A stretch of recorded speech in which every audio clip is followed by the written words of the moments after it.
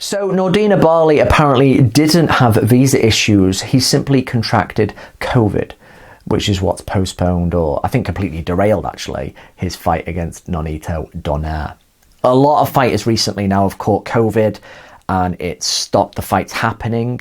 I know the one against Ryan Garcia and Luke Campbell has been rescheduled, but there are a number of fights now where one of the fighters has pulled out as a result of COVID. So, fingers crossed this is the last of them. Bali apparently remains WBC champ in recess now. I don't know what that means. I don't know what the WBC's rules are, full stop. But apparently now, the WBC belt for bantamweight is still on the line for Donaire and new opponent, Emmanuel Rodriguez.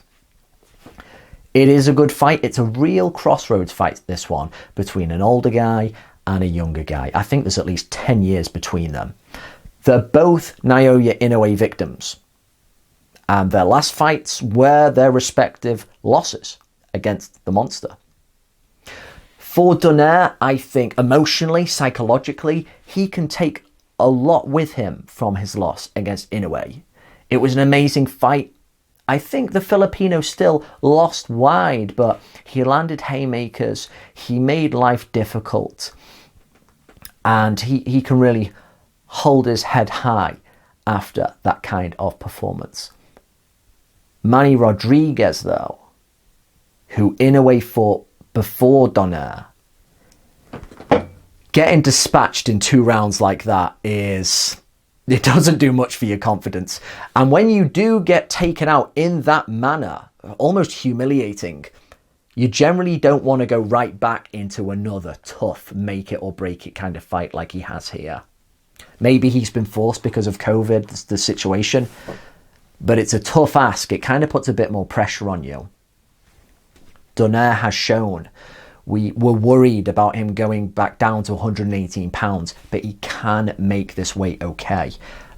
And he still punches like a horse kicks. This guy breaks bones. It's something he's done before. I think he did it to that Fernando Montiel back in 2011. And even though he did get knocked out against that much bigger Nicholas Walters, he still shook him in the second round, as I recall. A huge puncher is Donaire, and power is the last thing to go. Now, with Manny Rodriguez, you have to remind yourself that this guy is a decent bantamweight. He beat our Paul Butler. He edged Jason Maloney in a good 12-round fight. He is a well-rounded bantamweight. And if Donaire shows up with nothing left, which could happen now after the beating he took against Inoue, I mean, technically he was counted out in the 11th, but the referee let it go on, then Manny Rodriguez can really take advantage of that. Use his youth, his good skill set to mark up and just eventually drown an old Donaire.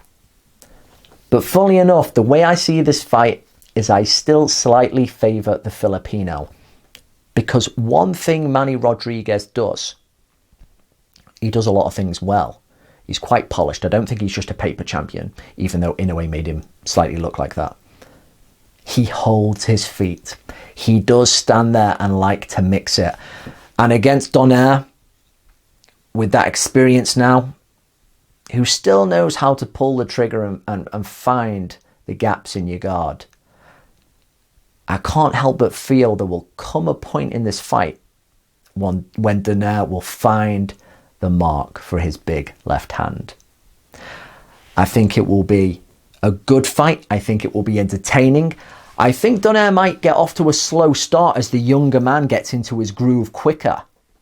Starts to mark Donaire up has become quite common in the latter part of his career.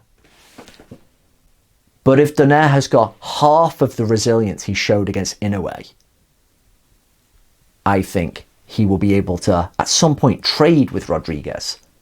And that is when I just never doubt the power of that man's left hook. It's a tough fight. It's very interesting. I think it's a very tough ask of Rodriguez to get into this kind of fight after what happened to him against Inoue. But I do favour the Filipino, Donaire, to find that corker of a left hook and become champion once again.